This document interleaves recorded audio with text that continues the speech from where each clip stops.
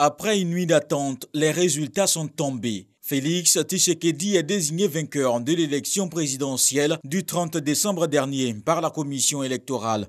Il remporte le scrutin avec 38,57% des voix, devant Martin Fayulu qui lui enregistre 34,8% des voix. Le candidat du pouvoir, Emmanuel Shadari, arrive en troisième position avec 23,8%.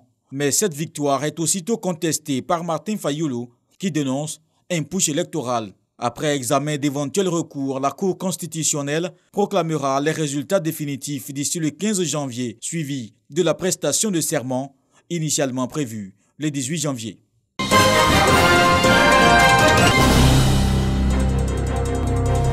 Ils sont venus nombreux donner de la voix à ce rendez-vous à eux dédié, les États généraux de la jeunesse. Au cœur des échanges, le bilan de l'action gouvernementale menée en leur faveur, mais aussi l'appréciation des réformes et stratégies engagées pour leur promotion.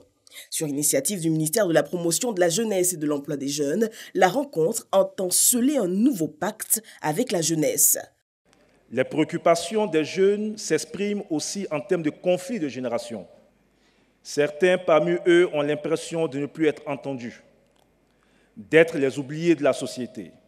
Je voudrais les rassurer que la prise en compte de leurs préoccupations sera le tremplin du nouveau pacte social entre eux et l'État. Emmanuel Edima, porte-parole des jeunes, a adressé plusieurs doléances aux autorités, parmi elles la prise d'un décret pour le renforcement du statut de l'institution. Une journée d'échange entre jeunes et chefs d'État est aussi demandée. Président de la cérémonie, le Premier ministre, chef du gouvernement, a exhorté les jeunes gens au travail, mais surtout au civisme. Chacun de nous a eu 18 ans. Chacun de nous a été dans une école. Chacun de nous a été à l'université ou dans une grande école. Chacun de nous a aussi un peu grévé. Mais quand nous faisions grève à notre époque, en 1977, au lycée de Dabou, on ne cassait pas. On ne cassait pas. On revendiquait. Je suis heureux que la question du civisme soit revenue dans les programmes scolaires. Plusieurs représentants des jeunesses des pays de la CEDEAO et autres grands témoins modèles ont pris part à la rencontre qui refermera ses portes ce vendredi.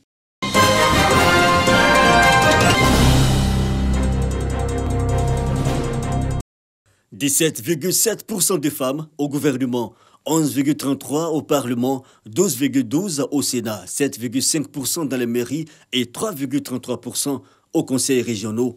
Illustration de la faible représentativité des femmes dans les instances de décision. Le groupe des organisations féminines pour l'égalité hommes-femmes au GOEFEF veut rectifier la donne en Côte d'Ivoire. Il a donc mené des études sur l'état des lieux de la représentation des femmes dans les instances de prise de décision dans l'administration publique et parapublique, ainsi qu'au niveau des assemblées élues. Cette étude, qui vise à réduire les écarts entre les hommes et les femmes, vient d'être présentée au gouvernement. Pour élaborer des politiques qui répondent aux besoins des populations, il faut que cela soit fait sur la base des données statistiques. Or, concernant les questions de genre, les statistiques, les données désagrégées n'existent pratiquement pas. Les données dont nous disposons sont des données macro, c'est-à-dire des données au plus haut niveau.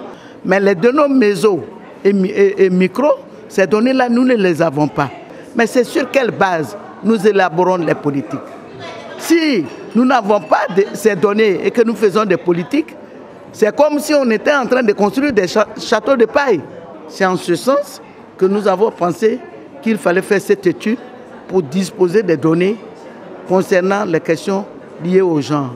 Selon Liramata Bakayoko, ministre de la Femme, de la Famille et de l'Enfant, les résultats de ces études vont aider la Côte d'Ivoire à être parmi les leaders dans la réalisation de l'ODD 5 qui est de parvenir à l'égalité des sexes et à l'autonomisation de toutes les femmes et des filles.